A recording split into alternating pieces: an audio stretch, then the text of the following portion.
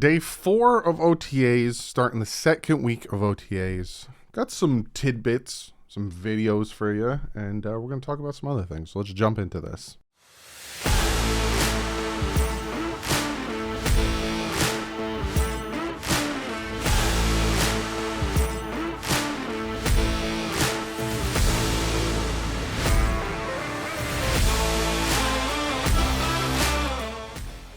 What is up, Finn fans?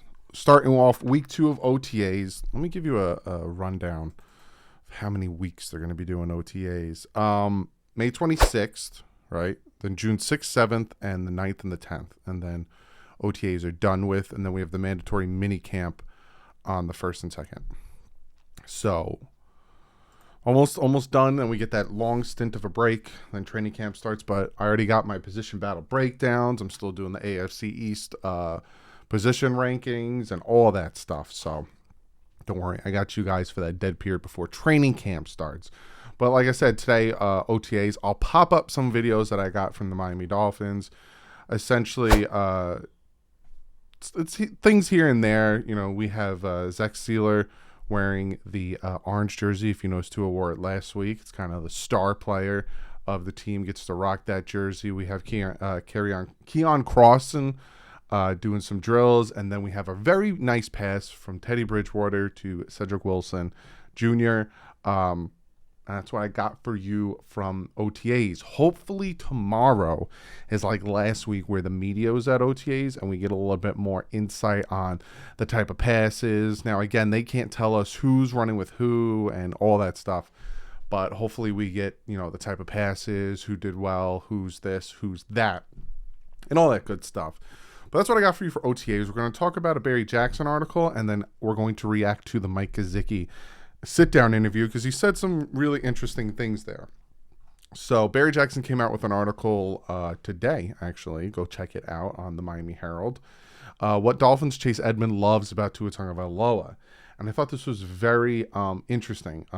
He says, one common thread with Dolphins' new offensive additions is how effusive they are in their praise of Tua. Obviously, new additions on any team is going.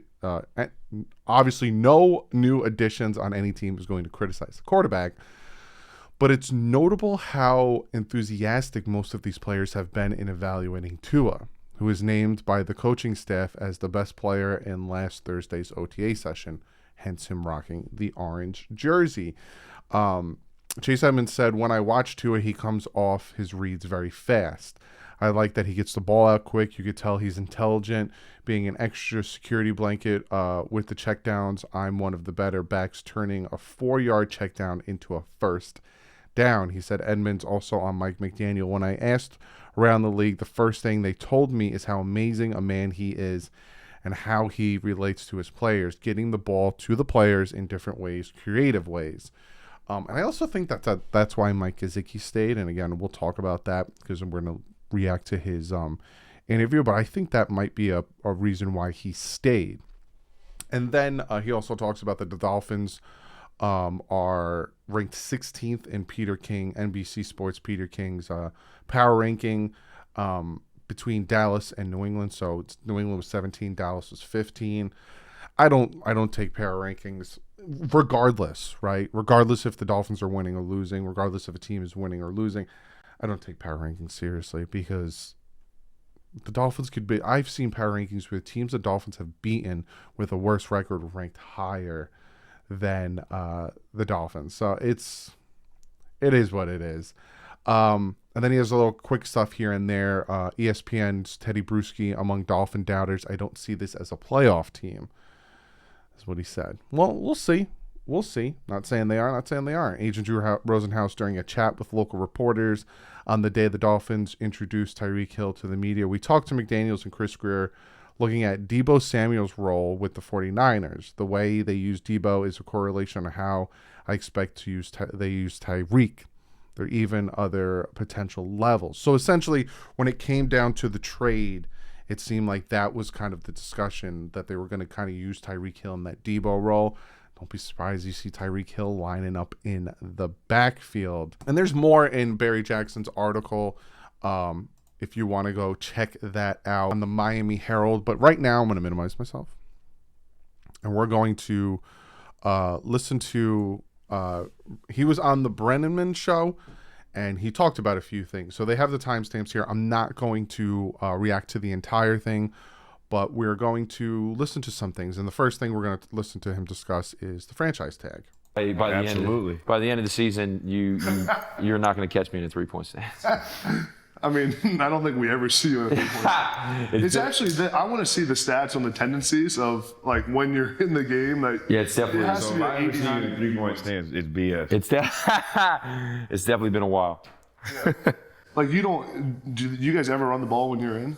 Yeah, but like I mean, now we have a whole new like scheme and everything. But like in the past, we would run the ball out of our 12 personnel with me and Durham, but then I would just take the receiver role and I would go block the safety. Or Man, they might ask you to block this year with that scheme. Yeah, everything's They gonna different. try. Yeah. 49ers, all they do is run. Who calls it? Is it McDaniel? I mean, we have an OC head coach. I mean, there's a whole, everybody's kind of part of it. Yeah. How was the franchise tag process? What's that like? What happens when that? I'm generally curious. Like, what actually happens? Like, you're on the contract year. Like, how does that process go to getting tagged? I mean, honestly, it's kind of just like a waiting game. Like, you know when the tag deadline is, and you know that it's a possibility, but you don't know what's going to happen. And I was on my honeymoon in Bora Bora, and the tag deadline was the next day, and was still up in the air. Didn't know if I was gonna be able to hit free agency, if they were gonna tag me. And then I got like a text at like 3:30 a.m. like Bora Bora time, because it was 6 hours behind. So it was really like 9:30 a.m. Eastern time or whatever, from my agent. And he was like, hey, like they're tagging you.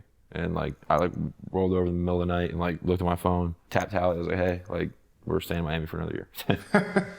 Dude, that picture you posted in Bora Bora, signing that was the biggest flex I've ever. Listen, Did you see that? I did see that. It was honestly just the situation I was in. Like, they tagged me while I was on my honeymoon. I'm sitting on my back deck. I'm like, all right, well, Man, Dude, he lives a lot. I gotta sign this paper. I find it interesting that he just signed it, right? He's like, oh, I'm going to be in Miami for another year. I find that interesting that he just was like, he like accepted it. Because a lot of times with these franchise tag situations, players are like, oh, I don't want to be, they want stability. They want that contract, not like a 1 year in and out type situation. So I find that interesting that he just signed it. How did you see the Twitter thing with Tua and that all the people talking about the throw he made on Twitter a couple days ago? The underthrow. I mean, dude, the fans and media are so crazy. It was like a slight. I didn't even notice. Like when I seen it, I didn't even notice. And then I was looking at the comments, or I saw the thing trending. I think I showed it yesterday. I was like, what are people like? Bro, why can't they just let it go? Like, in all honesty, like if you're running the Dolphins social media, like post a better clip. It was the first one, the first throw they posted of Tua. Bro, fans are ruthless, bro. Yeah, people are just so bored, and they're just like you. It's like he underthrew him. You could say anything about anything, and people are gonna just hype it up. Media's trying to get retweets. Yeah. I was out there tweeting. I'm sure you were.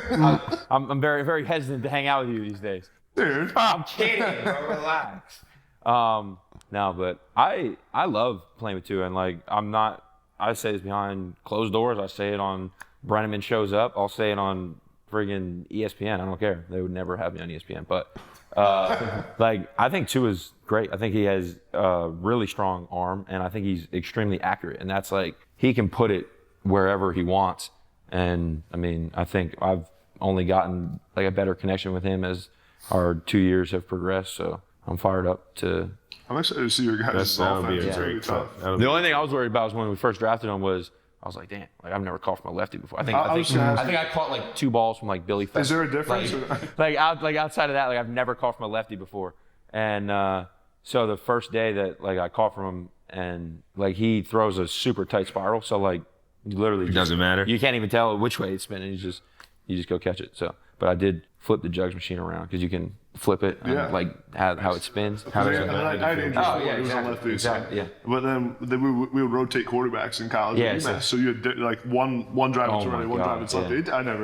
I call it everything. Yeah, everything. Yeah. What, All American. We've seen it on every single one of your. It was like sporting news, 4th team All American, but it was All American. Dude, it was like consensus. No, Yeah. I'm just kidding. Yeah. It was like the athletics. Like, So, great praise to Tua. I find it interesting also, he says, regardless behind closed doors, in front of, Brenneman shows up, ESPN, he said what he said. And a lot of people are, this is what I find interesting, right? Because we had Chase Edmonds say something nice. We've had players come out and say something nice. And Mike Gesicki comes out and says something nice, right? And I find it funny that if a player comes, for certain people, again, it depends. But if a player comes out and says something negative about Tua, that's, yep. Because there's unnamed sources on defense that don't want to play with him, don't feel like they can win with him, yada, yada, unnamed sources. Believe them. These certain people believe them like it was tattooed on them. I believe every word they said. Then you have literal players. Jalen Waddle comes out. Mike Gesicki comes out. Chase Edmonds comes out. All these guys come out. Tyreek Hill literally puts together a video collage to defend Tua Tagovailoa.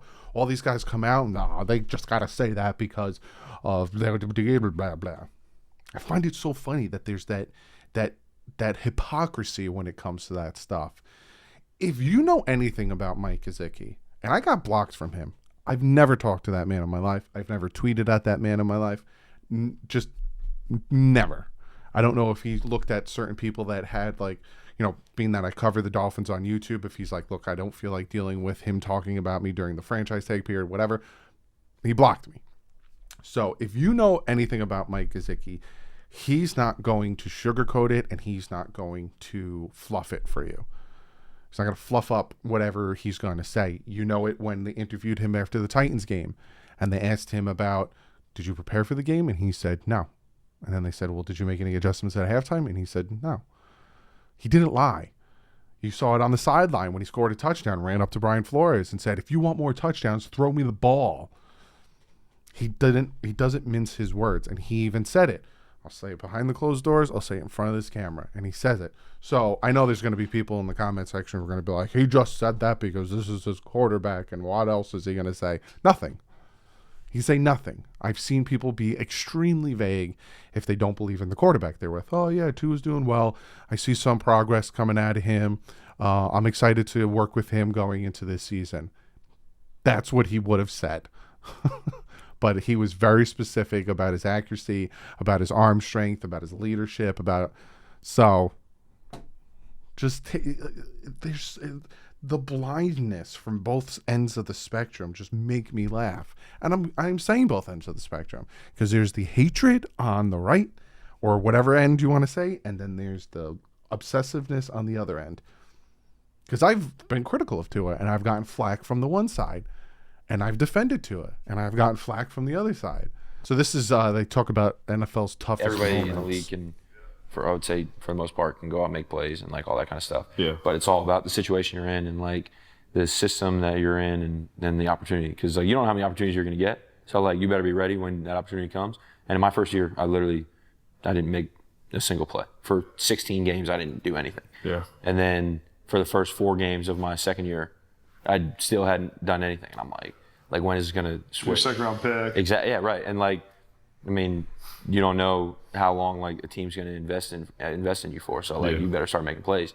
And then finally in a 2-minute drill, we were playing Washington at home in 2019, and I was running like a seam, and Fitz just threw like a back shoulder, and I just went back and grabbed it. And it was like at that point, it was like, then it just started snowball effect. It was just one week turned into 2 good weeks, turned into like my first 100-yard game, it was like, it just kept going. And you just got to just keep making the most of your opportunities when they come. Yeah, I know. That was the thing too, because a lot of people noticed it took him a hot minute, but once, like he said, it clicked. But this last thing I want to throw in there from this video, just because it's funny. Improved Mark. Did he actually hit whatever he hit yesterday? That's a high score. He shot like 120. No, but no, like that's not, Like in golf, you want the low score. no. Koa said that like he's been with Mark before, where he hit like a 98 or something like that. I'm like, Mark hit a 98. I watched Mark on the Mark drive last year when we did this last year. I'm not the worst Mark guy here. quit the hole, or he quit the course. Oh, really? In the middle of the course. Oh, okay. Last Well, year, and like where he progressed from last year to this year, like this dude could not hit the ball like straight.